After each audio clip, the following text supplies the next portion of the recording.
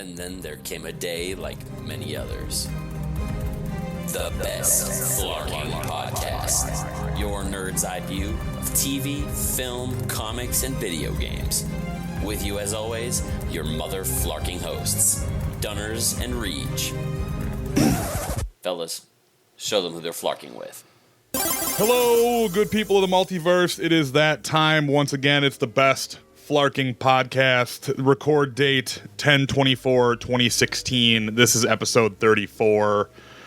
And we are the best Flarking podcast, the change agents of podcast dumb, not the change agents. God damn, just coming out the gate.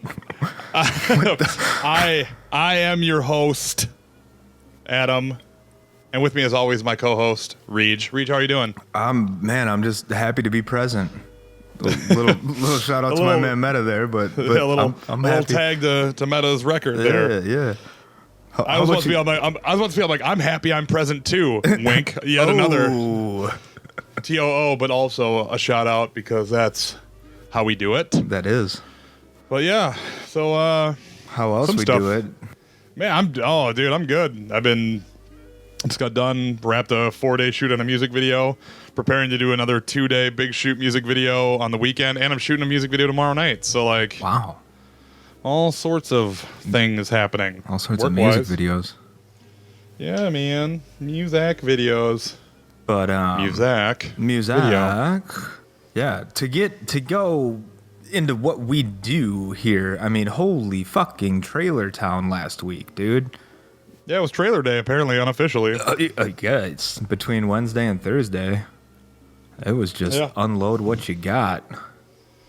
Yeah, man. It's, technically, there were only 3 trailers, and one was a sneak peek, because the trailer isn't done yet. Right. So, well, 2, a tech demo, what I would call it, and an announcement trailer. Yeah, I guess. So various amounts of stuff.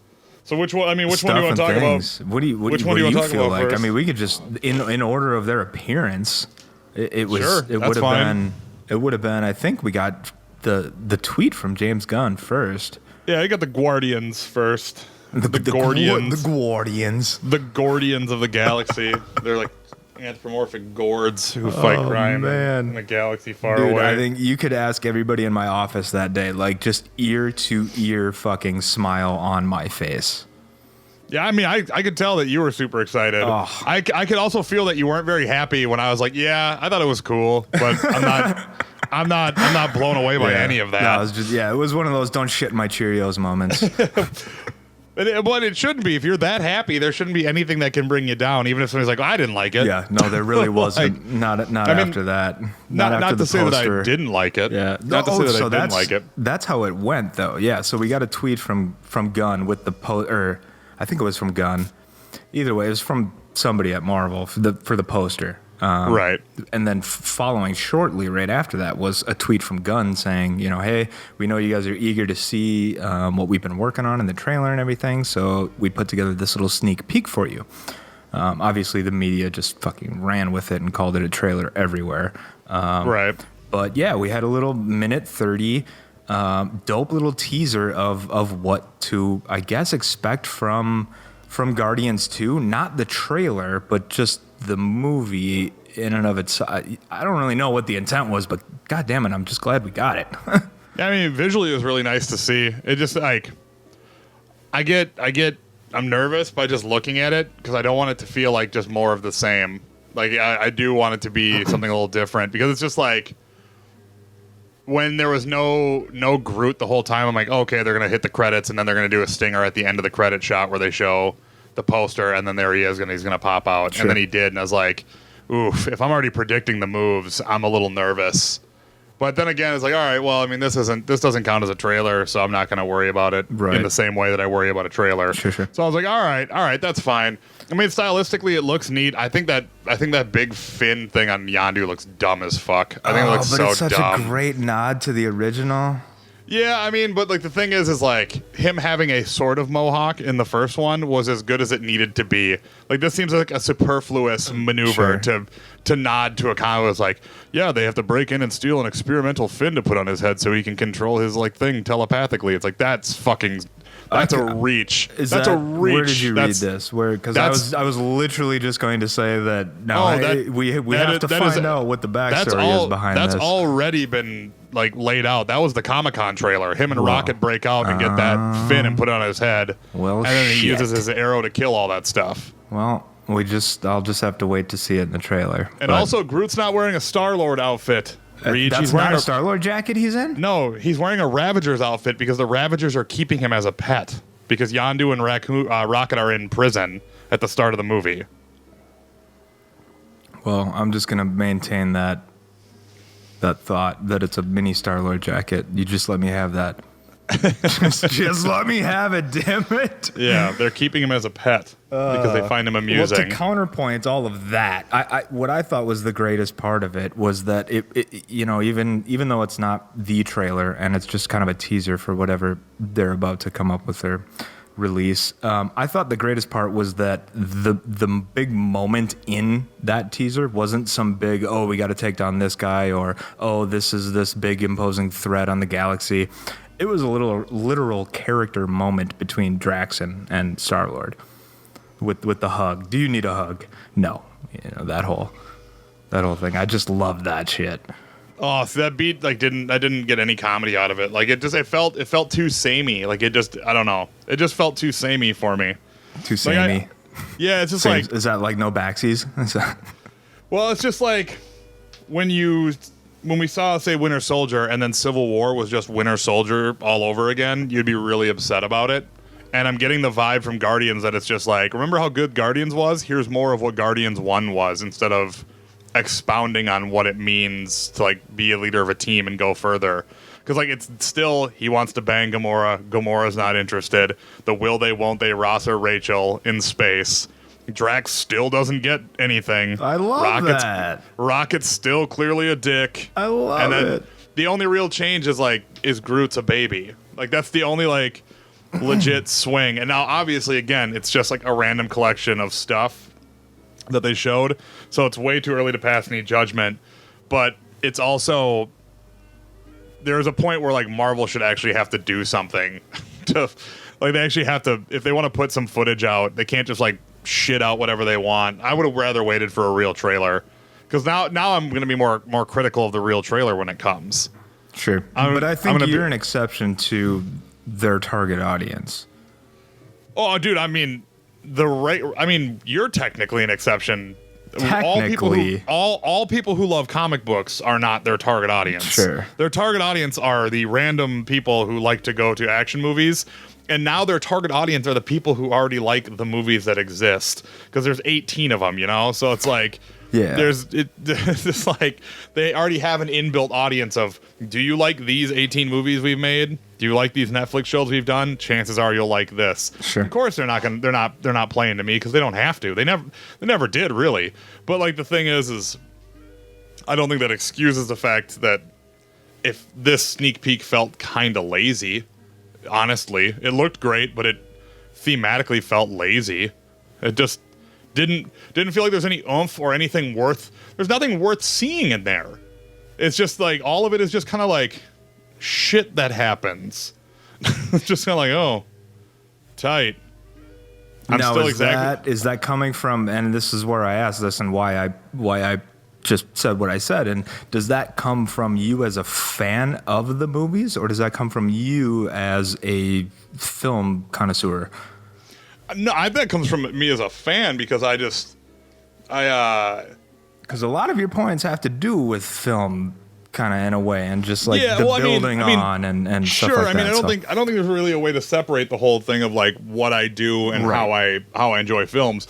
But at the same time, as me as a moviegoer, if a trailer doesn't serve a function, like it's supposed to get me excited for stuff. Not a trailer. And well, even sneak peek footage stuff is supposed to like raise the level of my excitement. And what this did was dull it a bit because it was just like, well, you guys just showed me a bunch of throwaway shit.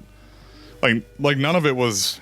Yeah, no, that's a great that's a great point that what you just said, because how many trailers and teasers for movies have we seen in the past 2 years with shit in it that never made the movie?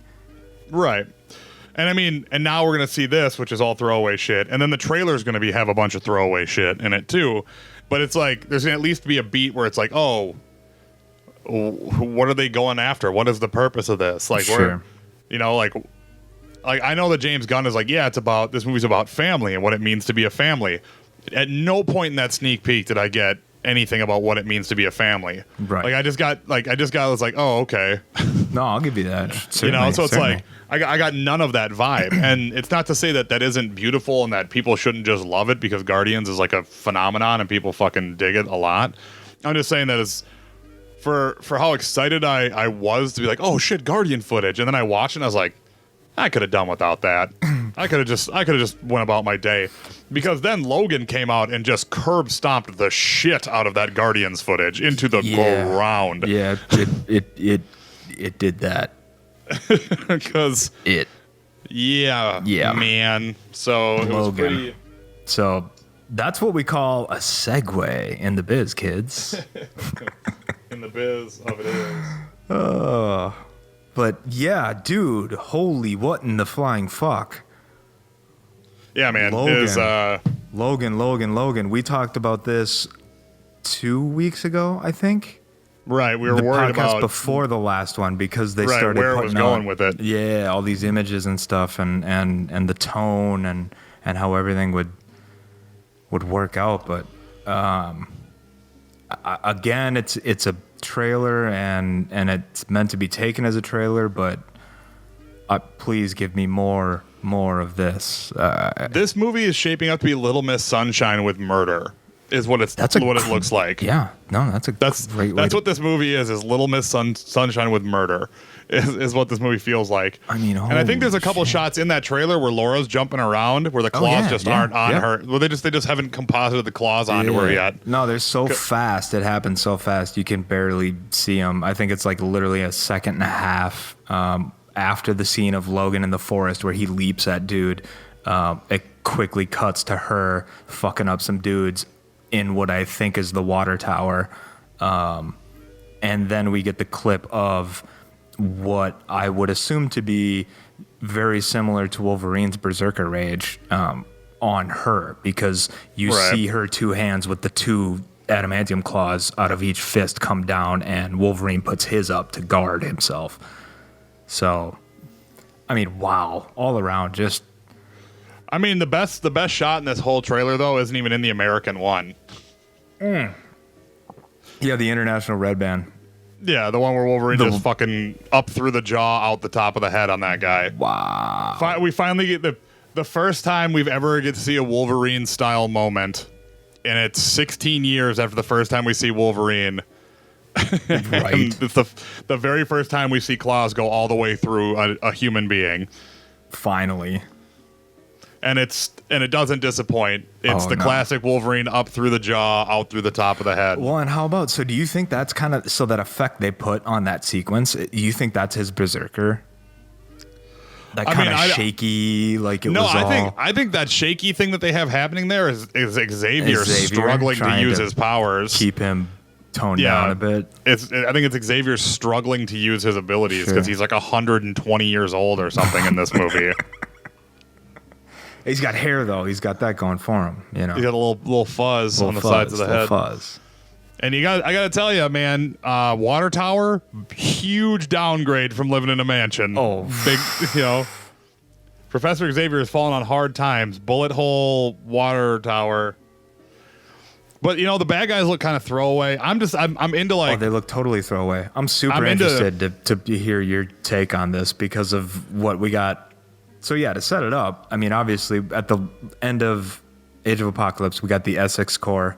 Essex Corps. But they're not in this. He's not in it. Sinister's not in this at all now. They said definitively he's not at all? Yeah, Bryan Singer said that Mr. Sinister had something to do with Transigen, and then they announced every cast member who's associated with Transigen, and none of them are Nathaniel Essex. And what is it? Gavin Hood or whoever's directing it was like, no, it's not Mr. Sinister in my movie. Right. So we know. Wow, what in the fuck is going on over there still at Fox? Okay, It's so because let's go ahead and let's put this record straight. Yep. Fox does not give a fuck about setting up the X-Men continuity. They don't give a shit about anything. Of course and not. none of it matters. Again, when he was just in a movie that was set 40 years prior. Oh, wait, more than 40 years. This is 2046, and the other one takes place in 1983. Oh yeah. That's like that would be 63 years ago. Oh my God. So, 2046. So we I know will we be, have 63. We have Pierce and the Reavers, I guess. Right, and clearly Pierce is a Reaver because he has a robot hand. Right. So. And that's it. I And guess. Transigen, the mad scientist from Transigen, the guy who, if you watch Doctor Who season 8, the very first mechanical man in Victorian London, that guy who dies and goes to heaven with Missy, that guy is the main bad guy. Good drop, dude. Oh, I know my stuff. You know I like your stuff. It's almost as if you hosted a nerd podcast or some shit. I know. It makes perfect sense. I mean, all in all, I'm excited for the Logan stuff. I think it looks really neat. But that being said, I also felt like the trailers for the Wolverine were kind of cool too. So I don't remember them, so I can't really speak to them. It's again a cautiously optimistic. I think Hugh Jackman looks great as old man Logan. Oh, he looks spot on. Professor X looks really senile. Yeah, and I like the idea of X-23 being in it is really cool. And I'm assuming we'll find out that Transigen has just been, since Essex Corp has probably turned into Transigen somewhere down the line, that they got a hold of the Wolverine blood that they were looking for from the get-go and have been cloning him since the 80s and have been failing, and this is their 23rd attempt, and they finally succeed. I'm assuming that's what we'll find out, and that's why we get the whole, she like you. In more ways than you know. Yeah, because he's just, it's a female him. Because it's him. It is him. That's what's up. But she's got the foot claws, too. Foot claws, feet claws. They should just keep just bringing in more lupine mutants and having more odd claw placement. Like how Deken can just, spit a claw to, the underside of his forearm. And it's just all right, sure, whatever. Just eventually they become like Marrow, where there's just claws coming out of their back and shoulders and shit like that. But all in all, that was a great first trailer. You can't really go wrong with the whole cover of 9 Inch Nails. Oh yeah, with Johnny Cash. You put Johnny Cash over that with Hurt, and let alone just the pacing of the trailer set up to where that song kind of has this climax, and then they're spinning around in the truck and just you felt it, man. I don't know about you. I fucking felt it. That was a great trailer. I am disappointed the movie's not in black and white though. Oh. That's a problem for me. Because of the Instagram account, or I think all these great photos coming out in black and white is this movie should be in black and white. This would be an awesome fucking movie in black and white. I think somebody did the trailer in black and white. Seems like something that should have happened. But yeah, all in all, it's definitely, of the movie related footage that we got, it's the better of the two. Yeah, definitely. Number one on Trailer Town for me. I think honestly, overall of the 4 trailers, it is probably second best overall, for sure. Okay, well, what got your number one? Well, we'll get to it. Oh, okay. We'll get to it. Let me settle down here. What we're going to talk about next most certainly isn't it, though. No. The reveal of Red Dead 2 came out. I thought it was going to be. And who cares? That again, that falls right into the Guardians territory of who cares? Why? Do you mean just what they showed? Yeah, it's who cares? Yes, I concur. Who gives a shit? Who gives a shit? I was more excited when they showed me a picture that just said Red Dead Redemption 2. I'm like, tight. Yep. And reveal trailer coming Thursday. I'm like, Dude, don't show me just pre-rendered landscapes. Yeah, to speak to that though, Rockstar is in a rare place where they could do what they had done up until this trailer. Like, you put out your company logo on a red background, the internet loses their collective shit. Yeah, it was pretty nuts though. You then follow it up with what, 6 figures? Yeah. On a background with a sunset in the background, black ground. The tone is set. We know it's coming. We are just fucking gassed and ready. And then we're just waiting, the day basically. comes. Yeah, waiting with bated breath. And then the day comes, and we get a fucking tech demo, minute and some odd seconds. Yeah, I mean, I can't even remember anything from it other than like a canoe. That's like all I really remember was like a canoe and some water. Canoe, yeah, a grass. I think I remember some grass with a squirrel. Yeah, I was like, all right, neat. So it's gonna be like a big open world like the first one. Sweet. So it's the Wild West and non-civilized culture. You know, like you couldn't even give me if it was like we're going back to James Martin. Like if we're going back to the first character, or we're gonna play as this kid, or are we playing as someone completely different? Yeah. You know, this is like no story. Just let me know. Just let me know a little something. Just like even anything. But you know, Rockstar doesn't give a shit. They're gonna make a ton of money off of it. Yeah, but they get no fucks. Through process elimination, then my favorite of the trailers was absolutely the Nintendo Switch trailer. Wow. Okay, I am so curious as to know why. Mouth on floor when I saw that thing. That's so fucking dope. In a good way or a bad way? Yeah. Oh, in a great way, dude. Wow. I'm so fuck. We are at odds on this one then. How on earth is a home console that becomes your portable console not just one of the most revolutionary things you've ever seen? Because when I leave the house, I actually want to go out and have conversations and oh fuck drink we went and sat in the park and played video. Don't fucking cop out bullshit like that. Don't fucking lie to the listeners and say that that's not something you're into. Because imagine if you wanted to go play with your friends in the park and play fucking Mario Kart in Mears Park. You make a good point, but my counterpoint is the game that you're mentioning is an augmented reality game. These are console games. I don't leave the house to get fully in depth outside, face glued to a screen in a console game. Have you never owned like a 3DS or anything like that? Oh yeah, I have. So you've never played anything like Phantom Hourglass or like Bravely Default or Bravely Second, shit that like is super immersive and like takes a ton of your time? You've never played any of those games? No. So why even have a portable console?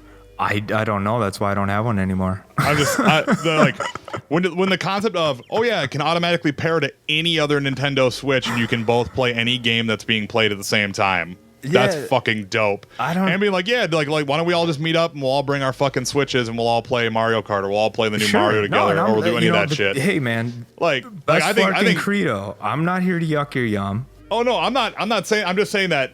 To not say that what they're doing isn't the most revolutionary thing in single screen console gaming. I just couldn't. They just showed a bad example of it to me. Like this woman in her apartment, and then looks out the window and all of her friends are over there. That's a terrible example of like the going to the barbecue. But like, I'll tell you what is also fucking kind of dope though. If you have a bunch of gamer friends who don't fucking have one, and they're like, yeah, bring the fucking Nintendo Switch over to the party, and we'll fucking fire up Mario Party or fucking Mario Kart, and we'll run a tournament over at my place. Tight, I'll bring it. And then fucking people can just rock and roll. Because the thing has 2 controllers built onto it. Like, each person can use one controller for their own fucking controller, or you can use both of them. Like, everything about it is fucking dope. Like, I was just like, Nintendo is so fucking smart. The only thing that's sad about it is it's like Nintendo is admitting that they can't make a dual screen console work, which is understandable. Because, you know, the whole reason why the 3DS and the DS were successful is the 2 screens were close together and you could look at both of them very easily, which is not something you can do with a TV. You can't look at the gamepad and look at the TV very easily. So I'm bummed that they admitted defeat, but at the same time, the Nintendo Switch sounds so fucking awesome, and a souped-up Tegra, like a custom-based Tegra chipset. It's gonna be fucking awesome. Where did you read specs? Because I've been combing the internet. Nvidia's already confirmed it themselves. Go to their Twitter account. They're like, it's a customized Tegra chipset that runs in the Switch. That's good to know, because that was my biggest concern. Was they put out a fucking video and I combed their website. for specs, because I'm like, the way I'm looking at it is, okay, great. I have a handheld that docks and then pushes video to my TV.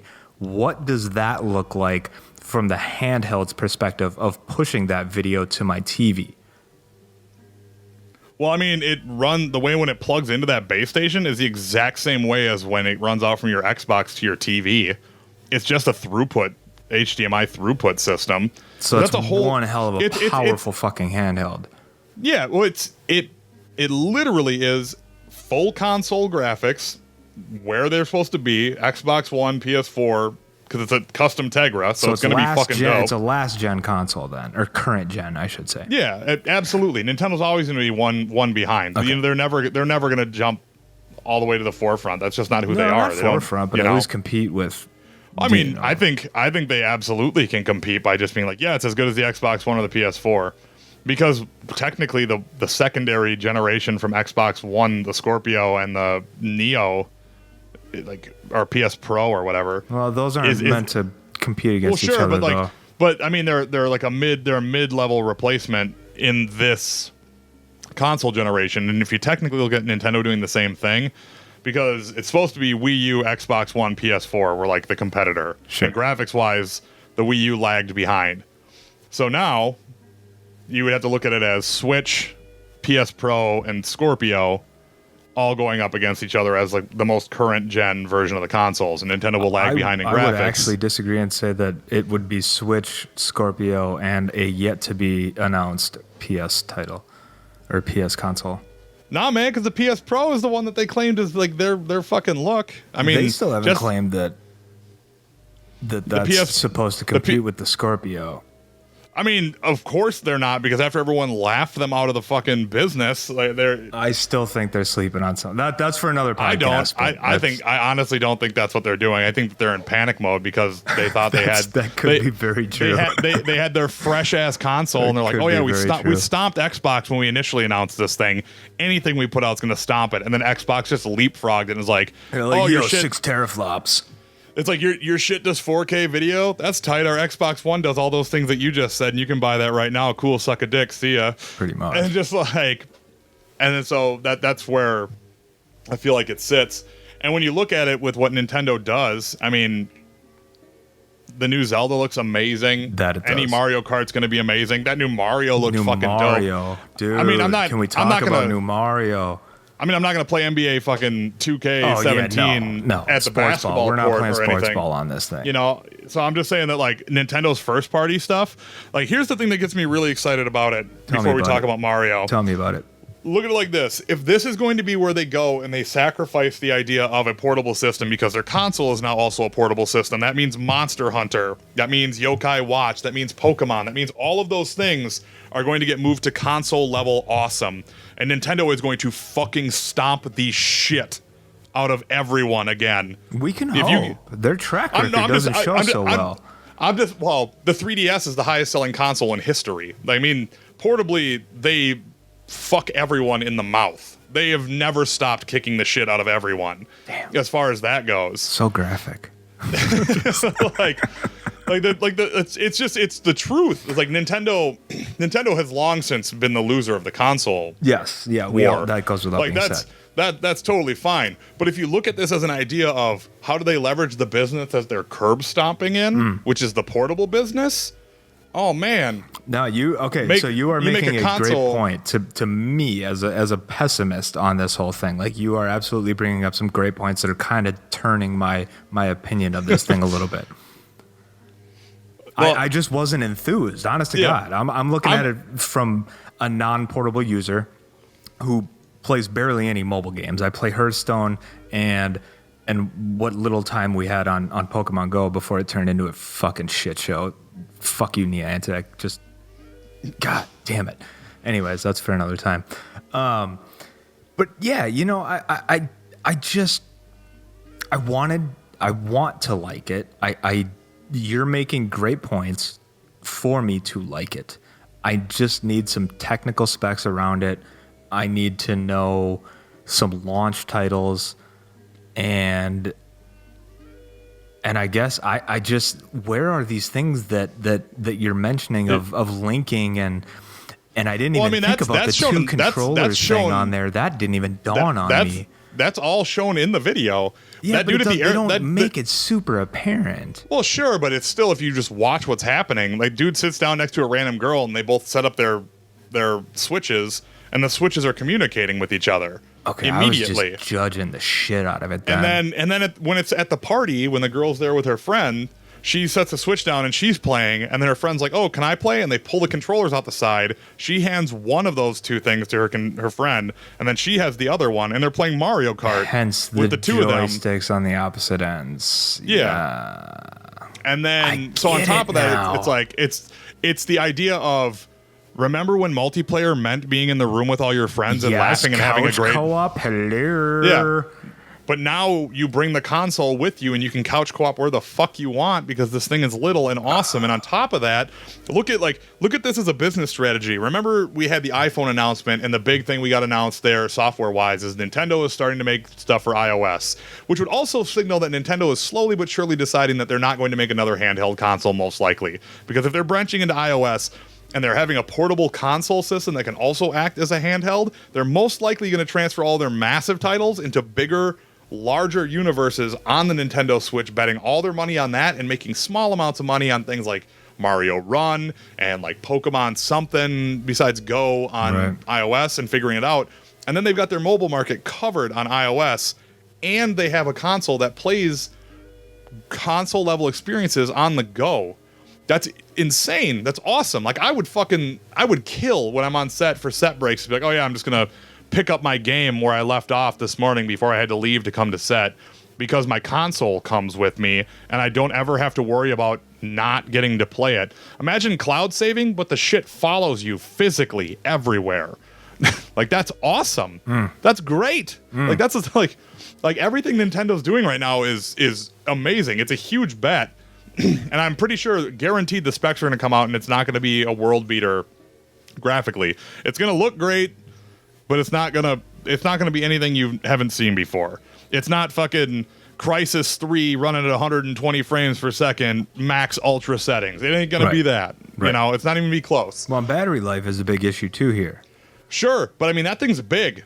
It is big. You know, that's a big old thing that you're gonna be carrying around. I'm sure you've seen how the internet reacted, and I can never unsee the puppy ears. Yeah, man, they hated on it, but like, I'm excited about the whole concept. It's just I'm with you. You changed me, man. You changed me. There are very few places you can go with hardware now, you know, and make an innovation. This is the last great innovation of like, yeah, guess what? The console, you just pick it up and go. Last great. You heard it. You heard it here. I did it again. You hear it.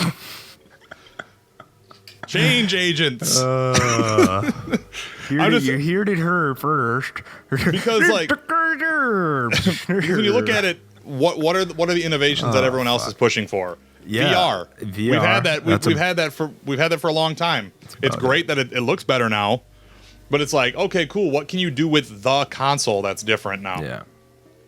You know, well, how about the console doesn't just have to be tethered to your TV forever for you to play it if you want to? Because when they showed him just playing Skyrim on the plane, I was like, I want to play Skyrim on the plane, and I want to do it in a small enough space that I still feel comfortable. Where I can lean back and hold the controllers and not give a fuck, versus hunching over my laptop on my like tiny tray table with fucking this guy who's like trying to lean the screen back far enough so you can see it, but the keyboard's not coming off the tray too far enough. And you can't even open it very far because like someone else is leaning their chair all the way back, so you're like crunched wants in. That you know. So like looking at all of that stuff, it's like, all right, Nintendo, you've got my business. All right. The moment I saw it, we were at Muddy Waters getting ready to film the stuff for the Sims video with Slug, and we showed that trailer, and like me and all the crew were like, I'm fucking buying one day one. But we all made the jokes about the basketball court sequence and the party sequence. It's sequence, the worst. Hey, come over to the grill out on this rooftop, but make sure you bring your game console. And I was like, you know, sure. The meme for that, I don't know if you've seen it, but I think it's just the the best one out there. It just says, "Oh shit, Karen brought her stupid Nintendo thing to the party again. We're drinking, Karen. We're having conversations."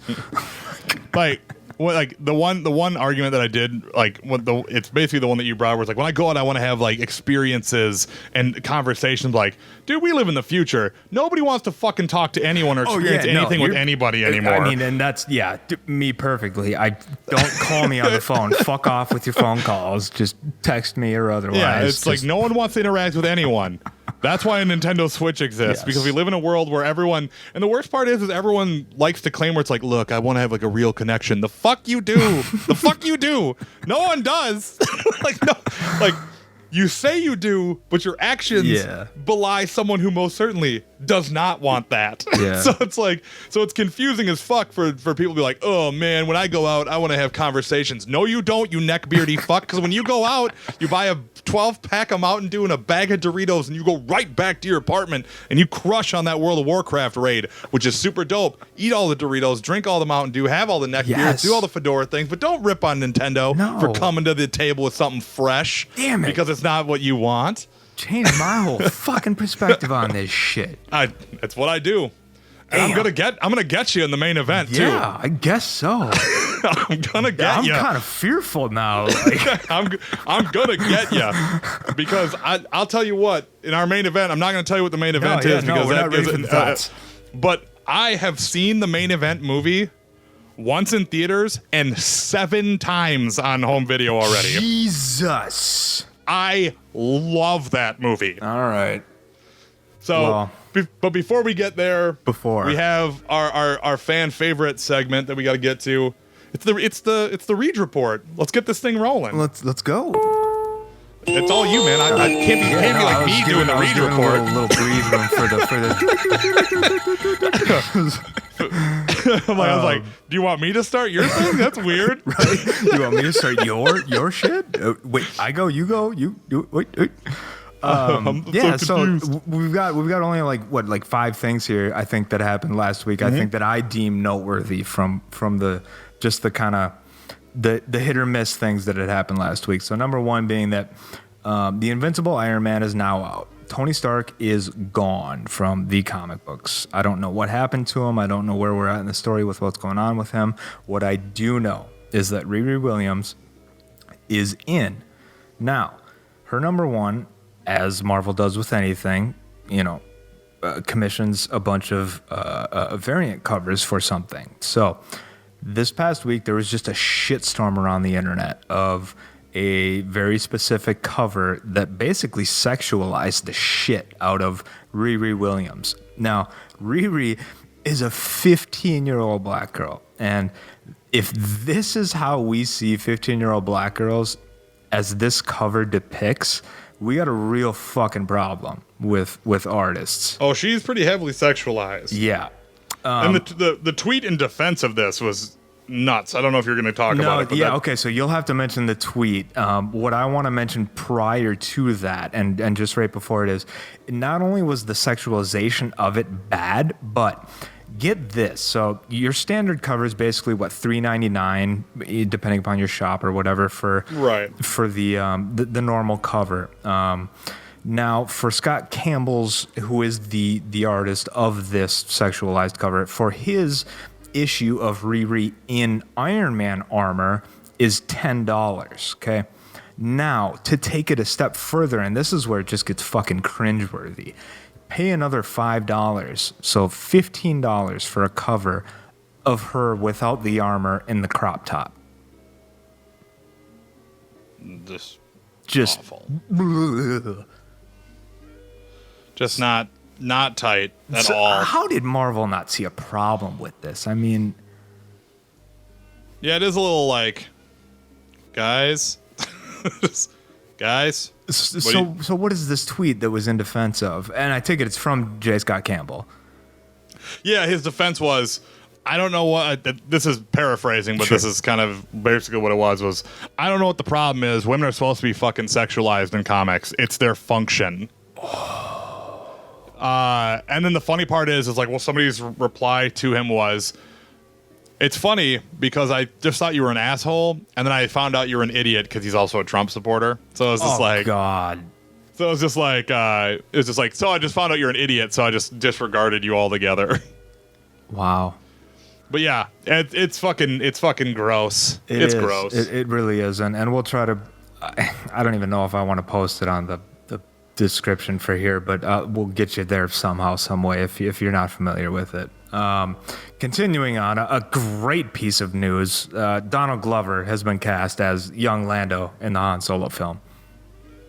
Fucking nailed it. Your two I like cents? it. I like it, but it's pandering. It's okay. pandering at its most pandery. Okay. But like, I'm into it. Like, Donald Glover's amazing. I just started watching Atlanta. It's fucking dope. He's fucking great. He's a genius. He's amazing. He's awesome. Dope. I gotta watch Atlanta yet. Not enough great things I can say in the world about Donald Glover. Right. But like, it's like young Lando. It's got to be Donald Glover. Like it's like without even trying to get anybody else. Yeah, like, it kind of had to be though in a way. It was just like, what else are you gonna do? I mean, you gonna hold auditions because I'm not gonna say I personally have a problem with it, but it definitely is pandering to the nerd audience of like, hey, sure. Young Han Solo movie. We may have not cast who you guys wanted as young Han, but we got that guy you like as young Lando. So that's my 2 cents on that. And other Marvel film news, Jessica Jones season 2 will get women directors for every single episode next season instead of just one that happened last season. Yep, which it's I going think to be is pretty totally fucking groundbreaking. legit. That is awesome. Well, like I'm super into that as a concept. I just hope they're not like, if they could have got a chance to get like Scorsese and they're like, no dicks this year. You know, it's just like I don't think that was the. Yeah, I'm just saying. I'm like, obviously that's like full of like hyperbole and like way off base. But I'm saying like, if they're not if they're hiring women directors just to hire women directors, right. That's kind of lame. But yes. If they're getting like Jennifer Kent and getting like these like awesome fucking super dope female directors who are all wicked talented, it's like fuck yeah, let's rock and roll with this. I think that's great. Yeah. Like I think it's great because, you know, like I've said many times on the podcast before, like what I do in directing is like almost exclusively a boys club. You know, like the amount of women directors you could count on two hands. You guys talk about grabbing chicks and kissing them and no, that's your buddy Donald Trump and your cousin Billy Bush. That's your cousin Billy Bush. Guy. What do you mean? Whoa, buddy! Jeez, you're gonna have Flarker Nation after me. Jeez, Regis is gonna vote for Trump. Everybody, holy fuck! He's gonna do it. Just hey, bus, meet Reg. Actually, no, that would imply that your statement is factual. So there is no bus. There is no anything. That is completely false. I just threw you under the Trump. You just that's what you did. That's what you really did. He's the size of a bus. See, it doesn't feel good to shame people, Trump. See how I shamed you because I called you fat. Got him. I did. The judges will absolutely concur that I got him. Right. Continuing. So there. Moving on. A little one outside of our, I think what I would consider normal parts of the Reed Report, but Kevin Feige had a neat little quote recently because Doctor Strange has started to premiere for reviewers because I think, it comes out in a week in the UK. Yeah, it's the 4th for us, so it's like a week and 4 days. Yeah, 20-something in the UK. But anyways, for anybody who is super familiar with the comic books, knows that we have four members of the one of the biggest. What would you even call them? Overseeing the shadow government that runs the Marvel Universe. The shadow government that runs the Marvel Universe. There you go. Boom.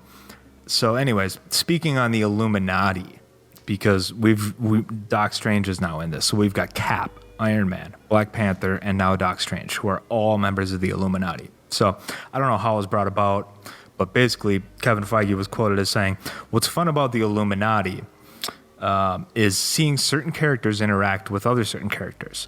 And I don't know about that particular storyline, referring to Doctor Strange, But some of those characters will be seeing each other together on screen in the next Avengers movie. So we're taking it one step at a time. Benedict puts on the cloak once again early next year in Infinity War. So we're going to have 4 members of the Illuminati on screen next year. And No, we'll only have 3. is Black Panther not confirmed? No, Black Panther is a member. Who do you think is the 4th? It's Cap, Tony. Oh no, Cap's never been the member of the Illuminati. When he found out they yes, exist, he has. yeah, when he found out they existed, he threatened to kill Tony. No, bro, did you not read any of Hickman's run? No, He's 'cause in the it's- Illuminati. it's- They it's- brainwashed it's- Steve to make him forget he was ever in the Illuminati. I thought they brainwashed him to make him okay with it. No, because they erased his memory. It's Reed Richards, Namor, Yep. Professor X, Yep. Stephen Strange, Black Panther, and Tony Stark. That's the 6 that are in the Illuminati. And Cap. No, Cap's not a member Nah, Cap is later on.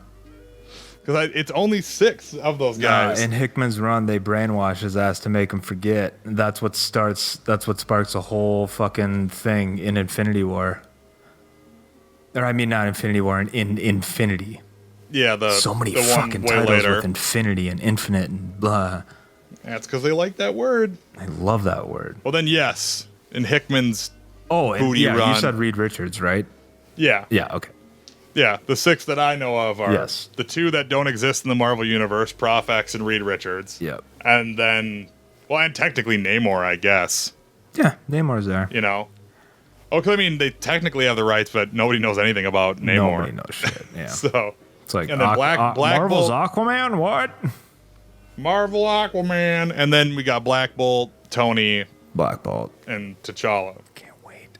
But yeah, anyways, it's just I think it's just kind of fun to entertain the idea that it could maybe happen someday.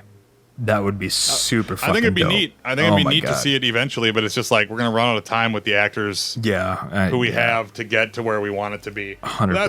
That's that's neither here nor That's if they don't neither get here to nor it, there, I'm totally okay with it. Yep. But yeah. But another Marvel film news, and the most recent of the news, is that Tim Miller has decided to leave Deadpool 2 for creative differences with Ryan Reynolds. And Yeah, man. Seems the split is amicable, as every damn headline reports. As amicable as it can be. Sure. Because like the thing is that Deadpool 2 is still absolutely going to use blur for their visual effects. So like they want to keep him happy in that regard. And I think publicly it's one of those things where it's like, oh yeah, we'll say it's amicable, but Tim Miller's probably fucking super pissed at Sure. Ryan Reynolds, and Ryan Reynolds is probably like, dude, just fucking do the movie I want to do and don't walk out. And it's just like, nope. We're just gonna leave it like that. Yeah, and 'Cause this it's- is the one that I really wanted your 2 cents on, because I get the idea with Tim Miller was like, I want to move in a different direction. yeah, because it's like, they said he wanted a more stylized, yeah, and like, which means what? well, I mean, a stylized action just being like it being less of a gun to head, shoot through someone's dick and then look through the dick hole, like less like raunchy action and more like along this idea of like, Wolverine jumping down a bullet train and killing someone. Because he's a VFX guy. He doesn't want to do the same old boring VFX shit over and over and over and over again. Like nobody Sure. does in that industry. So he probably has a bunch of really cool ideas that he wants to do. And it's just like, no, I want to stick to the raunchy, like comedy, bang, bang, fuck kind of thing that Deadpool has going on. Which, again, they're already falling into the pitfalls that our wise James Gunn said.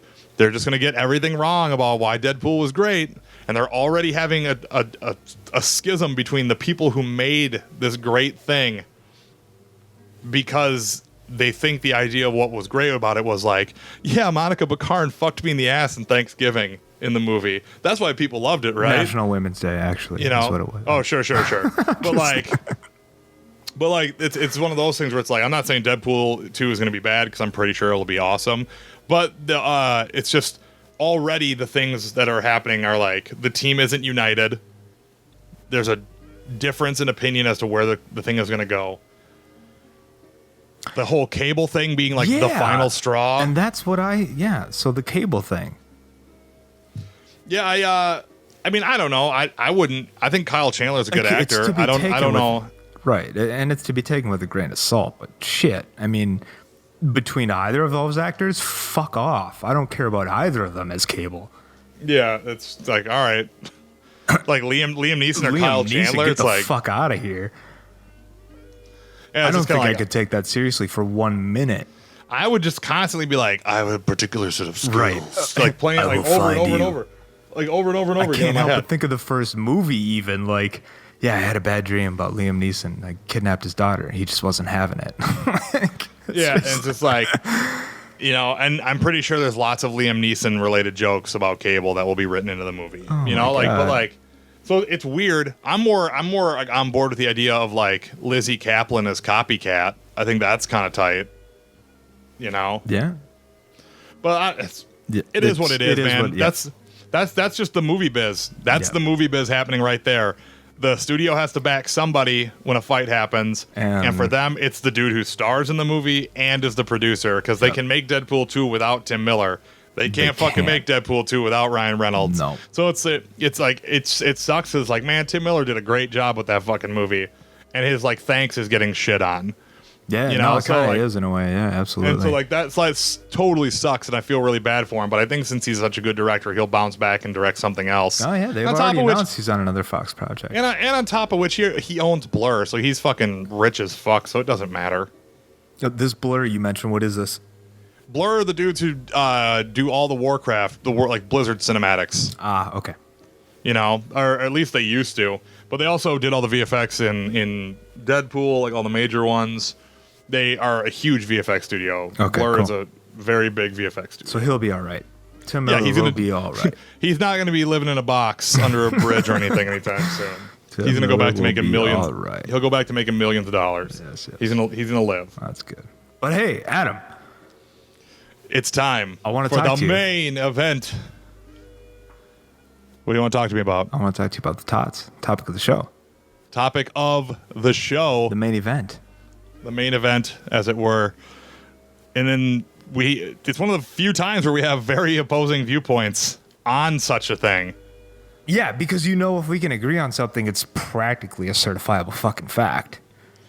Well, yeah. I mean, we normally can find common ground for the most part, but we can't find common ground here. And now it's time to duke it out, because you saw Ghostbusters, the reboot, recently.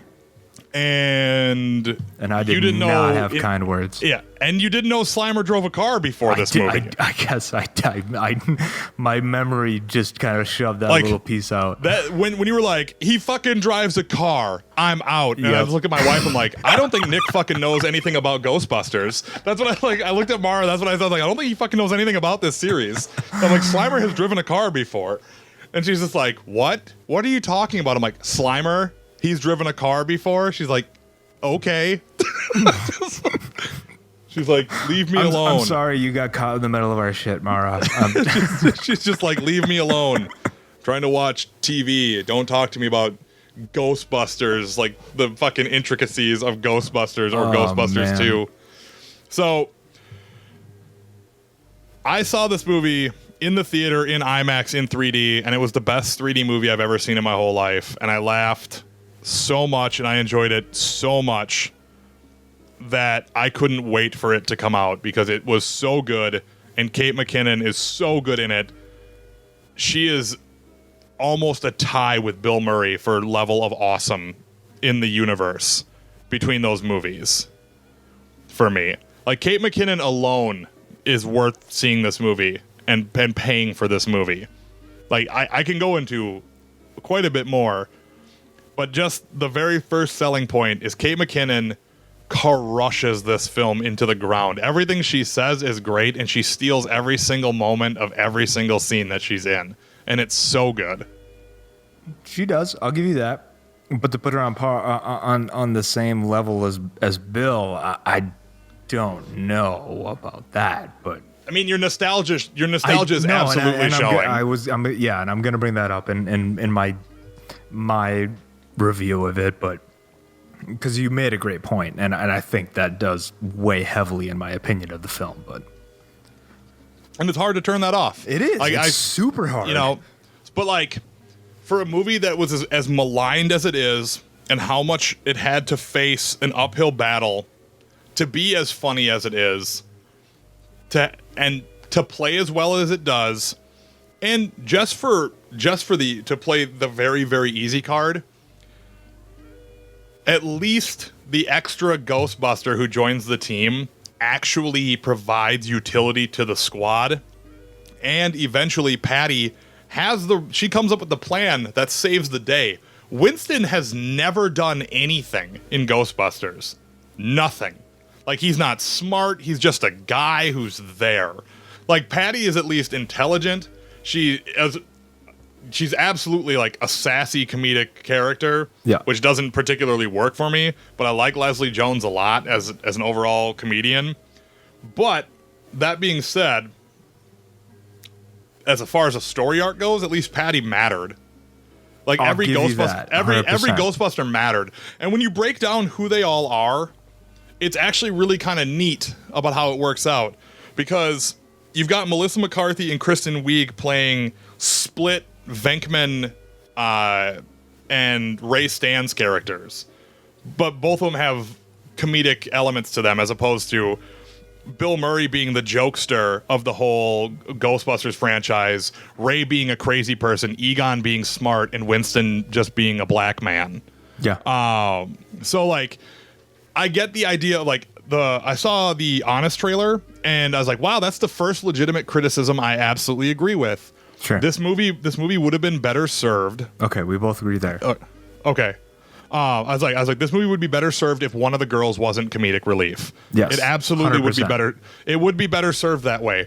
But that being said, I think the movie still works really well. It could have used less comedic characters. Shit, even the Janine character is a comedic character in Kevin. Kevin is a jokester. Is a jokester too. One of the few parts of this movie I loved. I hadn't had, like, there's so many big laughs in this fucking movie for me. Like, Kevin, when he just goes, a fish tank is a submarine for fish. I fucking spit all over the chairs in front of me because I was laughing so fucking hard. I was choking and laughing. I was like, are you fucking kidding me? This is amazing. This shit is outrageous. And like, I'm Aaron with an E for like everything that you want, and all the other characters like, oh, Jesus Christ. And I was just like, that's so good. It's so cringy and gross, and I love it. But like, it really is just Kate McKinnon being like, you gotta help us move this equipment. And then the guy comes out, I was like, hey, that's stolen. I thought this was your equipment. All stolen. Better go. And like, every just dry bit of Kate McKinnon, because it happens like every 3 minutes, Kate McKinnon gets a joke. And they're just always like right on. And it's like, you guys need to help me. And she's eating the Pringles. And it's like, this is great product placement even. I was just like, everything about it was rock solid. And the ghosts looked fucking awesome. I was so into like the ghost design. The only thing I didn't like was like, they have all these different weapons, which is great. And they can kill ghosts without trapping them, which I would have liked a little bit more like talking points on personally. Yes. But what I do like though is, as opposed to Ghostbusters and Ghostbusters 2, where all of them are scientists, but at no point do they ever talk about how or why their weapons work. This one actually at least has McKinnon explaining like, this is what this does, this is what this does, this is how this works. Ooh, don't touch that. That'll fucking kill ya. And it's just like, they at least bring up the fact that their weapons are dangerous. In Ghostbusters, it's like, haha, you're gonna burn my face off. So they fucking just mow down a building. And it's just like, isn't that just silly that we almost fucking killed everyone? And it's just like, no, that's super dumb. But it's the 80s, so it was like, all right, you don't really have to explain because it's fucking Ghostbusters movie. Right, the ambiguity of it was kind of just... But like, sure, but at the same time, it's like, it's nice to know that Ghostbusters stood on its own for its own story, for like why it wanted to do the things that it did. But it's hard because the thing is like, with a reboot like this, and this is why I applaud it so much, is that they had to try extra hard, because there has never been a movie where it's like, fuck women in movies and fuck Sony for putting these women in these movies. And I'm not a fucking sexist because I don't want to see an all women Ghostbuster. I just fucking hate these women all the time. And so like that is like that's where the movie started production. Yeah. Like, no, and you can tell because they make cracks at it in the film. Yeah, and they fucking should. They absolutely should. Yep. And like the little B beats that Paul Feig tosses in there, where it's like, they're like, yeah, we'll fucking go out there and we'll catch the ghosts, because when you're in trouble, who are you gonna call? And it's like, ghost jumpers. They're like, it's these motherfuckers who make us look like jokes. And like, they turn and it's like, oh no, I felt a cold reading in this room, and it's like a fucking like ghost hunters marathon on TV. And I was just like, I love that, because it's just like, these guys are legit paranormal scientists, you know, as far as, you know, the movie universe goes. And it's just like, they're getting super amped up about them getting to have their own thing. And it's just like, and who are you going to call? Ghost jumpers. And it's just immediately on a dime, they're like, these motherfuckers are ruining everything. No one believes us because these assholes. And it's just like, the characters feel more humanized than like how sleazy Venkman is, or how like just weird Ray is. You know, and like there's all sorts of stuff where like, I'm not ever going to say that the reboot is just flat out better than the original, because it's not. Because I just can't say that, because I obviously enjoy the original for tons of reasons. Right. But the reboot, I feel like, unnecessarily is getting shit on as if it's a terrible film, when it's a good movie with a lot of flaws. And when you acknowledge those flaws, and then you look at the pile of good things that it does versus the pile of bad things that it does, there's more good than bad. And it's by no means an X-Men. It's by no means Gods of Egypt. It's by no means Batman versus Superman bad. It's nowhere close to any of those. But when people talk about it, it's like it's worse than all three of those. And it's fucking nowhere close. I'm not putting it in that caliber of shit, but I'll put it at the top of that shit, I guess. I mean, I honestly, when you look at the movies that came out this summer, what movies other than Civil War and Jungle Book? Yeah, no, this summer I'm just saying that, like, it's probably the third best movie I saw all summer. I'll give you that if you're pinning it to this summer. But I'm just saying that, like, and this is a bad summer.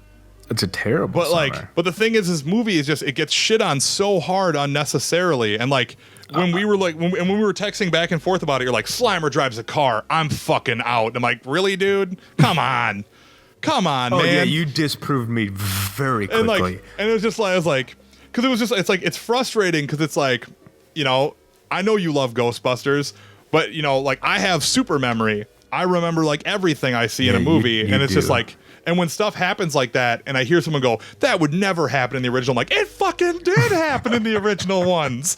And it's just like, it absolutely happened, and it happened with the people you like the best. Like, it's like, like I was saying before, I'll never say the reboot's better than the original. I will absolutely say it's better than Ghostbusters 2. And I say this as someone who loves Ghostbusters 2, because, you know, in a castle of pain, I sat on a throne of blood. Vigo is fucking cool. Kinda, when you're a kid. When you're a grown-up and you watch Ghostbusters 2, you're like, fuck that guy. He's a dumbass painting. And like, he's got weird Richard Simmons knockoff as his like fucking lackey. This is dumb. This is a dumb movie. Like, it holds too much for me. So it's just like, in the order of Ghostbusters movies, it's Ghostbusters, reboot, Ghostbusters 2. It's the Statue of Liberty alone beats this movie for me. No way. Personally. Like, no way. Yeah, absolutely. Like, the spraying whole like pink goo everywhere, and then Bill Murray's fucking prep talk, and then just hit the boombox, the keep on shining. If any sequence is gonna be like, yeah, this is a better moment than anything in Ghostbusters the reboot, it's the Scoleri brothers court scene. Oh, Scoleri brothers are dope too.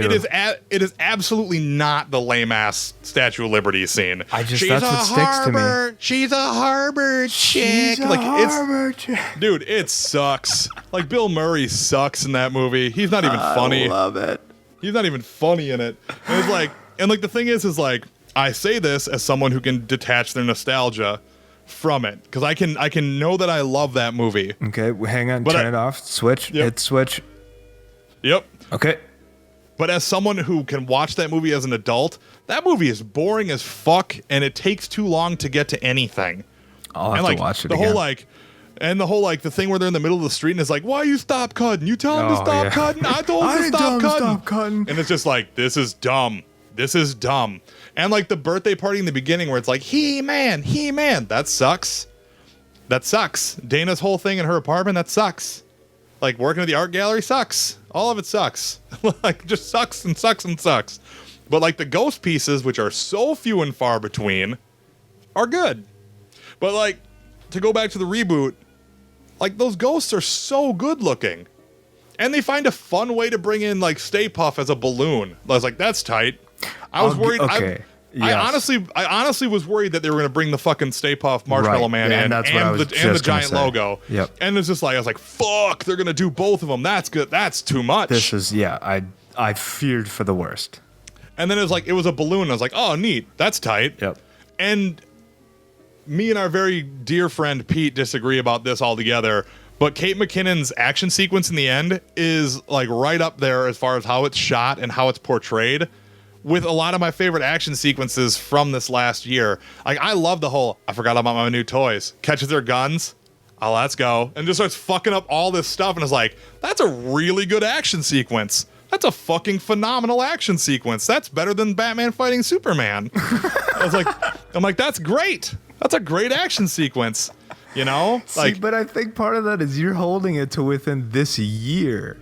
Well, the thing though is like, I'm holding it to itself as a movie because it had no right to be that good. Like from what they're doing, where it's just like trying to take Ghostbusters and redo the story from modern time and kind of be a reboot and kind of be a soft sequel. Okay. Let me segue into my, not even so, but just let me go into my little spiel here about this. You're playing to my part of my biggest gripe with this movie is that it can't figure out if it's a reboot or if it's an alternate fucking universe. I hate it.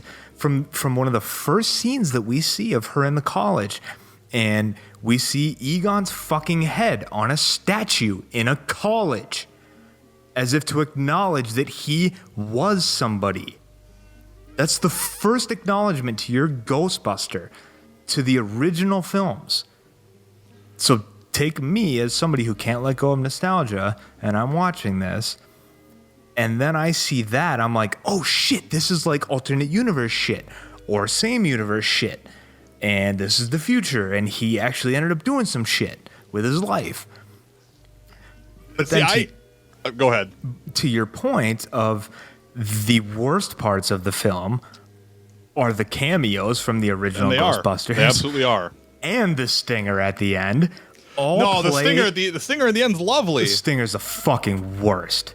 No the way. Fucking worst. The introduction this is to where Zool. I can't figure out if it's a reboot or if it's alternate universe. Figure it out, guys. No. Are we in the same universe or are we rebooting? Well, what are we doing? The Zool thing transcends I don't whether or think not it's so. a reboot or a sequel. It absolutely does. Are you telling me that fucking Dark Knight should never have used the Joker because fucking Jack Nicholson did it because it's a reboot?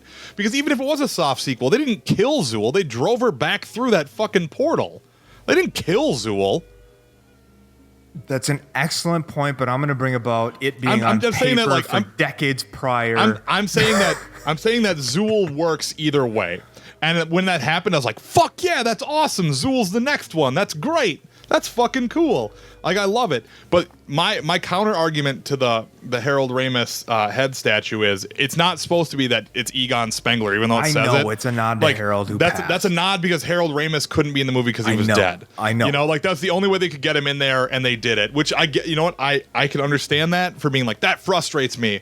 The only one that really frustrates me is, to play into your point, is when they go, the cat's been out of the bag before. I'm like, we're talking about this particular type of cat being out of the bag, like ghosts? Is this the one we're talking about? But then they go ahead and they talk about, like, people being abducted, like a sheriff gets abducted by aliens. I'm like, oh, so they're just talking about paranormal stuff in general is what they're saying has happened, which also leads to one of my favorite comedy moments ever between Matt Walsh and Kate McKinnon, where it's like the whole town of Burkesville, Montana goes missing, and it cuts to Kate McKinnon and she just goes, "It does." just anytime, like anything she says is gold in that movie, and she's just so good, and like she really just. Her jokes are so good, and if you laugh 30 times, even little chuckles, because she has at least 30 bits. Yeah, no, I laughed about maybe 10 times. So once every 9 minutes you laughed. I bet that's more than most comedies you see. I bet it is. I don't watch many comedies, but I'm just saying. When it comes down, it's an interesting challenge. I kind of almost want to go back and like go, hey, which comedies have I watched lately, and how many times did I laugh? and when you look at Ghostbusters, like there's this weird inherent like vitriolic reaction for people, and that's because they really love Ghostbusters. Dog, I fucking love Ghostbusters. Sure. I trust me, dude. I love Ghostbusters too. I've got the limited edition Ray Parker Jr. glow in the dark single on my trophy wall in my office of like the limited 5,000 print record. I fucking love Ghostbusters too. I wish I still had my jumpsuit. I wish I still had my plastic proton pack with styrofoam fucking proton ray. And to live and the trap. Like for me, it's like I live in this world of I loved the real Ghostbusters, the cartoon. And that was a good one. And that's very, very, very loosely associated with the movies, because Egon is like a blonde, weird-looking man, and like weird. Venkman's a stupid idiot, and weird. There's all sorts of and like Winston looks nothing like Ernie Hudson, and like so like I can accept that. And like when you look at when you really, truly, and deeply judge Ghostbusters for what it is, the reboot, it's well shot, it's well paced, it doesn't drag. It doesn't drag anywhere. You get through that fucking 90 minutes real quick. Whether you're laughing or not, it doesn't waste your time. It gets right down to it. It never wastes anything. Yeah. Which is also really awesome, because it's like, oh, cool. We'll get you right through it. The characters are believable in who they are. I believe who Abby is. I believe who Kate McKinnon is. I definitely believe who Patty is. And you know what? I fucking love the dude who plays Rowan. I love him from every comedy bit that I see him in. I loved him on Fat Guy Stuck in Internet. I love him on Amy Schumer. I love him everywhere. And when he first shows up and he's just like, they will always ignore you. Laborers will be the last led to the butchery. Enjoy your extra time. And she's like, aren't you just crazy as fuck? And he just like nods at her and like wanders off. I'm like, this dude's so good. He's just so good. I wasn't invested in him. I thought he was the worst villain. You know the thing I didn't like? I didn't like that they kill him and have him just become Chris Hemsworth. Oh, that was really bad, yeah. I was like, that's lame. That's dumb. That's a dumb thing to do. And it's just like, but like I said, I really, really, really enjoyed this movie. No, you did. And I didn't. And I can't. I'm just trying to. The fact of the reboot or alternate timeline, like to play. You keep saying reboot, and I just keep looking at that movie and going, and looking at it of all these points that they tried to hit on the original, like the interactions with the mayor were fucking shit compared to the originals with the mayor. The mayor, fuck off, dude. Andy Garcia is not The Jaws line alone. The Jaws line alone puts it on par. That's such a dope moment of the. You have to do something. Don't be like the mayor from Jaws, because you've seen Jaws, right? Don't ever. And the laugh. Don't ever compare me to Mayor of Jaws. Never. Just like, because dude, the mayor from Jaws is the fucking worst. He's the worst mayor of all time. What kind of piece of shit keeps the beach open? Same interaction as the cardinal coming in. You got Walter Peck sitting there. Like, sure. Like, we're talking cats and dogs living together. But the mayor is not the part of the mayor interactions that is any good. That's my point. So why the fuck did you try to make the mayor somebody? No, because look at this though. But like, look at that sequence though. Cecily.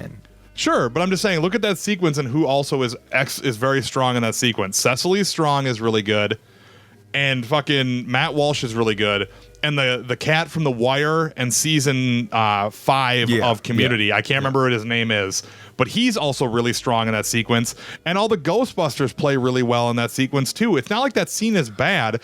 The only thing it's missing is the dickless thing. Like it's the only thing it's missing is an EPA guy. This man is literally without a dick. But the thing is that like if you want to go down that road, that like the EPA guy is a missing factor. That's one of the biggest weaknesses of Ghostbusters, man. It's one of the biggest weaknesses in the whole fucking movie. No, it's not the EPA guy is a missing factor. It's just the recreation of scenes. Because like Walter Peck is painted as a bad guy in Ghostbusters. Yes. And that dude is 100% justified in everything he does in that movie. Oh, 100%. Not a single thing that he does is villainous. No. Like not he even just comes once. across as a dick. He just doesn't know how to talk to people. Well, no, it's because they make him a villain. It's like he's Sure. like I need to see this because by law I need to see it. Right. And when they won't do it, they antagonize him, so he legally gets a writ to just shut them down because they wouldn't cooperate. So like it's the Ghostbusters who are shitty. So like the thing is to second part that then that sequence that was one. Then my other one that I didn't like was the banging on the glass of Rick Moranis. And then you have her, what's her name, running up at the restaurant where the mayor is at, banging on the glass. Oh my god! Oh, she thinks every one of them are a sliding door. but like, I'm just like, this is fucking lame, dude. I love that this part. Is super fucking lame. Like Cecily Strong's You're trying fucking to delivery. react one of the best scenes in Ghostbusters, and it's not fucking working. Cecily Strong's reaction there is so good, though. She thinks they're all sliding doors. My God, she's a scientist. Yeah, that was somewhat comical, but I couldn't ditch the fact that I was so upset that they were trying to redo Rick Moranis running from. There's only like 4 times in that movie where they recreate scenes, though. But are they not done obnoxiously and almost offensively? But I'm saying that, like, are you going to tell me? I'm just saying you just could have left them the fuck alone. Oh, no, I'm absolutely agreeing with you that they could have left those parts out. But I'm saying that that's like 40 seconds of a 90-minute movie that's mostly doing a good job. And if that's going to burn out all your movie currency, that's totally fine. I'm just saying that you wouldn't let that happen to you with something else. It wouldn't be 4 scenes only that ruin a movie for you. Oh yeah, no. It's not that I'm just saying that those didn't ruin the movie. I'm just saying they contributed to my angst. Because for the most part of that movie, it's doing its own thing and it's doing a good job. And the problem with Ghostbusters is that it has to try and play those moments for those people who are like, oh, because there are people out there who are like, that's like when Rick Moranis happened. I love that. And they have to get those in there or else people are going to fucking lose their shit because they're in every remake. Every reboot ever has like these nod sequences in those movies because there's a subset of people who buy tickets solely to say it's good because it reminds them of the original. I think everything that makes Ghostbusters the reboot great is all the shit that just has nothing to do with the original. In that, I will agree with you. And the thing about it is that if Paul Feig was given the free, makes it great. If Paul Feig was given free reign to do whatever he wanted to do, which he absolutely wasn't, sure, you can absolutely feel the studio's hands on this. Everywhere where Paul Feig got to do his own thing, like in the dean's office. Like the dean's office in Ghostbusters reboot is way better than the dean. Oh yeah, than the dean coming in the original. I got 2 words for you. What? You're fired. He's gonna tell us to suck it. He's not gonna most certainly not. Suck it. And then he told us to suck it. Oh my god. It's a ghost. No. It was just a bird. Actually, it was 2 of them. Want me to turn it up? Later days. And then he's just like the balloon one, and he's like, yeah, that was really good. Caught it. That was one of the few parts I laughed at. You can tell that like Paul Feig is handcuffed in this movie, and this movie does more good than it does bad. And like I can't stress that enough. Like it absolutely does more good than it does bad. Kate McKinnon's performance alone proves that. She's in so much of this movie. Well, and her outtakes were, I think, better than the movie personally. But well, I mean, that's 9 minutes straight of her comedic bits, Improv, which technically, if you were laughing every 9 minutes in Ghostbusters, which I'll bet you were, at least a chuckle, then it's the same. At least a chuckle. I'm saying, like, well, it qualifies as a laugh. I'm not talking about like stuff where you're like, huh? Yeah. But it was like, like that, those moments count. So it's a like toss of breath. Yeah. It's it's one of those things where it's I feel like the one thing I want you to walk away with from this is if you don't like it, that's fine. The big thing is that understand that this movie is not given the same playing field in your mind as most other movies because you love the movie that it's supplanting. And that's immediately one of the first things we talked about was, you said, I think your words verbatim were, nostalgia for Ghostbusters is super fucking hard. It's tough. People it's real hang tough. on to that shit, and I know, man, I'm guilty. I'm super guilty of it. And the thing that weirds me out about it is all right, the reboot exists, but it in no way has it invalidated the original in any shape, form, or fashion. In no way. In no way does it do anything that. I just think it's not necessary. Well, I just think you didn't need to make this movie. Sure, I mean they probably didn't need to, but the thing is that I'll tell you what, and this is gonna be a very bold statement right here. If Harold Ramis was alive, and they got all the Ghostbusters back together to make a Ghostbusters 3, Ghostbusters the reboot is better than Ghostbusters 3 the movie. I say that to you with the absolute confidence because let's break it down. Dan Aykroyd personally is a fucking Looney Tune now. Bill Murray is not funny anymore. Did you watch the Bill Murray Christmas special? Did you watch Rock? Did you watch Rock the Casbah? I'm not vouching for him. I'm just saying that I'm saying that he's funny more in real life than he is on a camera.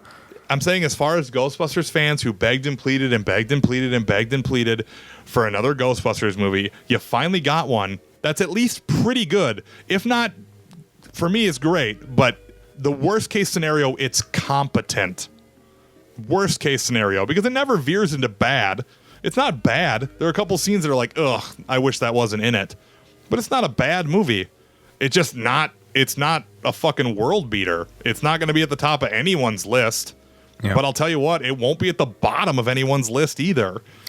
I will say, you had mentioned it when at the very, very beginning of your start here that you had seen it in 3D IMAX, and I do wish I would have seen it in 3D IMAX. It's such a visually impressive tour de force in visual. It looks like 3D. It would have been.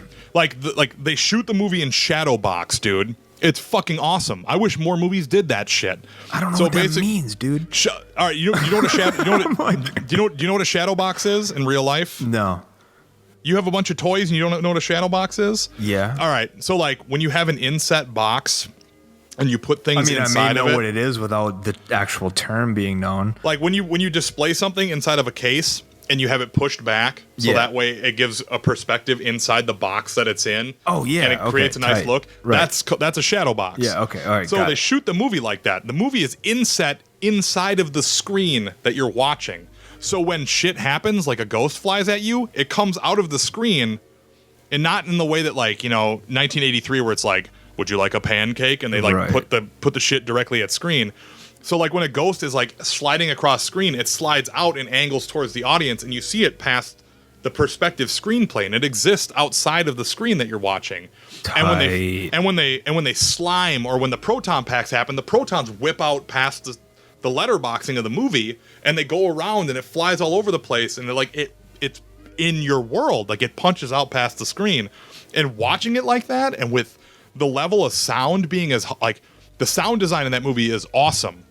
Watching it in a theater with IMAX sound was amazing. Watching it on video, it's not even close to as good because the sound design's so dope in it. The only sound that sucks in that whole movie is that fucking goddamn Missy Elliott Fall Out Boy song. Those are the only sounds that are terrible. Because you know what? I take it back. There is a terrible part of the movie. It's the part that has the Fall Out Boy song in it.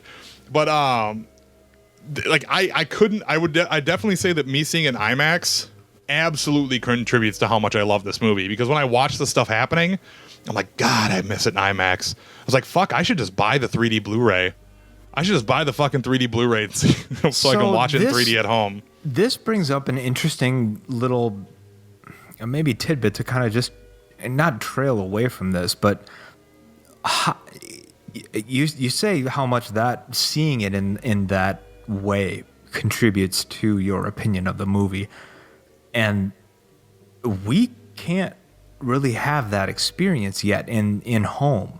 I mean, you can have the dopest home theater possible. Well, visually you can get the 3D. May, you can get the vision. You can get the 3D. You can't get the sound. There's no way and you that's get the my sound. point. You may be able to get somewhat close, but how much is that going to play a part in movies being an enjoyable experience to not be able to recreate that 3D IMAX experience in home theater, regardless of how dope your home theater is? Like that seems kind of like. I'm just thinking about this because now I'm like, okay, I wish I would have maybe 3D TV. Great, cool. Would have been able to see that part. I could strap on the Astros, turn them all the way up, get 7.1 in my head, maybe, kinda, sorta, but still, and at least experience on that next level. But it's still not IMAX or 3D IMAX. Right. Nor is any living room or basement home theater. So what? I guess how do we? If your opinion of a movie, if some of your opinion of a movie is based so much on that specific experience, and you can only get that experience within, I mean, shit. Some movies get moved out of 3D IMAX real quick because another banger's coming up real quick. Right. So, especially in the summer. Yeah, exactly. How much of that do you think is going to play a part in the future, I guess, of movies? Well, It's just interesting to think about because literally what we're talking about right now. Well, the way I look at it is movies have never been made to be seen at home. They never have. They've always been made to be seen in the theater. So if you can see a movie in the theater, you really should. And I know movies are expensive. And people are like, I'm not paying fucking $20 to go see a goddamn movie I'm on the fence about. It's like, sure, that's understandable.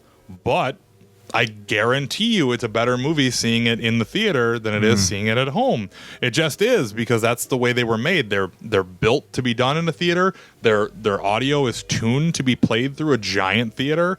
So they're colored to be played on 35 mil projectors. Like they're just done that way. Like that's what movies are for. It's convenient that you can have them at home, but you're absolutely not getting the full experience anymore. Because like imagine like being a kid like now, like being like 13 right now, and you see Jurassic Park for the first time at home, and the Tyrannosaurus Rex goes boom, boom, boom, and the water's moving. Who cares? Who cares about that scene at home? I don't know about you, but I'm my just saying, dad's crib with the big old 15-inch right behind the couch. Like, I'm saying with the fucking in this world where most people have sound bars. Yeah. Versus now, imagine when we were 13 years Versus old or 10 years old, when it was like of- when it came out and it was just like boom, and the full fucking theater shook and your popcorn shook because the THX sound was through the roof, and fucking the dinosaurs came out and you're like, holy shit. Yeah.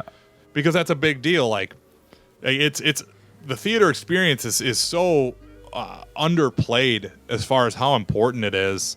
And I know it's expensive, and I know that lots of people can't get out to the theater, and I understand that, and I'm not saying that you shouldn't dislike a movie or like, oh, you didn't see it in the theater, so your opinion doesn't matter. Sure. But it's like temper the expectation of knowing that like when I go, fuck, I love Ghostbusters because it sounded so goddamn good and it looked so amazing.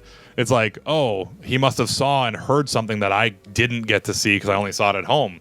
And it's like that, and that's just how it is. Right. I can't say that like there's a thing where it's like, because I don't think it's ever going to change because the movies aren't ever going to leave theaters no matter how hard they try, because it's just how the art form is done. It's like those things where it's like art galleries didn't close down because you can look at pictures on the internet. Exactly. Yes. And theaters aren't going to do the same thing either because there's a reason why people go there. And like for me personally, I fucking love the ritual of going to a movie theater. Even if it's a movie I don't like, I love the ritual of getting into my seat, watching the shitty like fucking real estate agent local top seller pop up on the ads, watching the countdown, watching the trailers, which I've already seen 100 times, but I get to see them on the big screen for the first time. And then my movie starts, and I'm in a pitch black room full of strangers, and we're like all just anticipating what we hope is going to be good, but might be bad. And I feel like I feel like the theater experience is really important. I really do. So this movie in particular, theater experience was a big part. I feel it was necessary because, well, I mean, but to be fair, I mean, Pete didn't see it in IMAX 3D. He just saw it in the theater and he still didn't like it. Yeah. Me and Tucson went and saw it in IMAX 3D, and we're like, "Fuck, should we just go again tomorrow?" We both liked it so much that we were like, "I gotta go again tomorrow." And before we did this podcast, I was talking to POS and a couple other folks on the set, and there was like. He's like, I really like that movie too. And he's like, do you see it in the theater? He's like, yeah. I was like, so I think maybe the theater part has definitely something to do with this movie for sure. It must, because I'll tell you the one movie I fucking really wish I'll let you get right to it. I wish I would have saw Jungle Book in the theaters. I feel like I cheated myself big time by not seeing that. That movie in may the be theater. our next one because I still haven't watched it yet. It's on the hard drive. I feel like I cheated myself big time by not seeing Jungle Book in the theater. Well, at least we'll be on equal ground there. Yeah. I mean, I don't think there's going to be any ground where you think Jungle Book's not good because I doubt it. It's definitely better. Like, there are parts where I was like, fuck, is this better than Civil War? But hey, I was just going to say, is it better than Civil War? Yeah, I was like, in my mind, I'm like, fuck, is this movie better than Civil War? And I'm like sitting there and like trying to like tell myself that it is, and I'm like, it might be a fucking better. This might be the best movie I've seen all summer. Fuck, it might be better than Civil War. Damn. Like, I feel like I'm betraying everything. But yeah, no, you go ahead because I cut you off. No, it's mainly that theater experience. I didn't have it. I'm at home watching it in front of my face. I'm already skeptical based on nostalgia's sake. I keep seeing repetitive scenes that are just in my head as these classic moments. But I definitely think, given as many as many movies as we've seen in the movie or as in the theater together, let alone just on my own, I think there is definitely something that you are speaking to of that escapism. And I think the theater does allow you to kind of let go of some of those things that you walk into a movie with, especially if it's set up right. Because how many times have we walked into a theater and either the sound isn't loud enough, which is just, oh my God, that's the worst when you can hear the people around you. So when you're able to walk into a movie and get in there pitch black, screen as wide as it is and in your face, let alone if it's in 3D or not. But if the sound is able to just, because you're talking about very much of the sound architecture in this, and it sounds. I'm honestly gonna have to. I fucking deleted it, so now you mentioning the sound and me being the audiophile that I am, I'm gonna have to fucking watch this again now. Put it in the Astros and crank the fucker up. Not to bug my neighbors, but just to get the full effect of it, and listen to what you're talking about. Because I didn't hear it, and I was listening on just the home theater system. And not very loud, like I said, so I wouldn't bug my neighbors. But yeah, I'm gonna have to put it in the good headphones and turn her up to hear what you're talking about. So I think theater does play a huge part of that. I remember seeing Avengers in 3D for the first time and seeing Cap hop that bridge onto the bus and do the somersault and toss the shield, and that was the first 3D movie I'd seen. I was just like, holy fucking shit. It was like the first time I had heard digital sound. It was just that next level. So, dude, I totally get it, where if you saw this movie in that way, shape, and form, like, I get it. And that's absolutely how I saw it, for sure. So, I mean, I guess we're just going to have to call this as I went 1 for 2 on changing your mind, but I feel like I've at least pushed you close. The jury's out. I want to hear this sound thing. I've pushed you closer. Yeah, You're gonna watch it again, and so I at least feel like I'm a partial win. Yeah, you got me to watch it a second time, so there's that. Yeah. I almost want you to watch it with like me and Tucson, and then see how you feel when you're like in an audience with a hot audience that's actually into it, as opposed to watching it alone. Okay. Because I'll tell you what, like, I'm up for it, man. Y'all come over, let's do it. Also, I would say the theater experience, another part of that theater experience that makes it really work really well is having an audience that's in your movie. Yeah. And if they're laughing or if they're scared, and, they're gasping. Like when we were at Lights Out, and like the high school kids are getting terrified. I'm like, I fucking like this movie better already because these high school kids, look at them, they're fucking shitting their pants over here. Right. They're getting all scared. This is lovely. I fucking love it. And I'm like, oh, that part scared me now. So I'm into it. Let's set it up. Let's do it. All that. We'll get it all figured out. But this is one of the longer episodes, so you guys get to have a bonus, little extra 30 minutes super or so bonus. You guys from love the it. show. Love it. Yeah, they do. They love it. So we appreciate all you guys listening to us here at the show, and we love you guys. And if you love us back, it'd be super great if you guys go ahead and follow us on SoundCloud or on iTunes or on Stitcher or on our Twitter and our Instagram. And I think we're on Snapchat now. Are we? Are we not? I thought we were. I could have swore I saw Mother Flarker in my own Snapchat listings while I was snapping it. Wow. So I mean, if we are on Snapchat, clearly me and Nick aren't handling any of this shit. We're not snapping with it. So maybe not follow us there. Yeah, no, but definitely go submit those iTunes reviews because that really helps us get to where we need to be into suggested content for people. So like. It helps all around. So any reviews on the iTunes helps us get up any charts or just suggested content for people who listen to other like-minded nerd shit. So indeed. And we appreciate it because, the more we can do this and the more you guys push us up the profile, eventually we'll be able to, to do what How Did This Get Made does, or like Nerdist, and be like, hey, do you know how to cook? Well, you better fucking learn how to cook because Blue Apron's going to show you what's fucking good for dinner.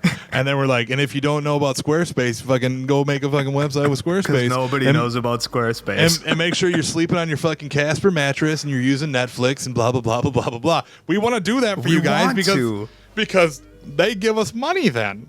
So help us out and we'll make all sorts of awesome content for you.